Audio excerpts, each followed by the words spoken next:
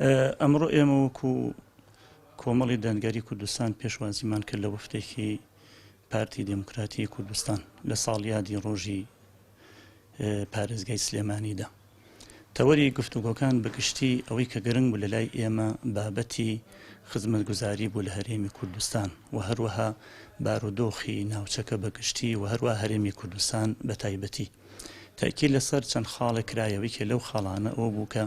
ئەم بارودۆخی کەوا ئەمڕۆ هەیە بە تایبەتی بابەتی خزمەتگوزاری موچەخۆران و هەروەها ئەو کێشە گرفتی کەوا بۆ موچەخۆران دروست بووە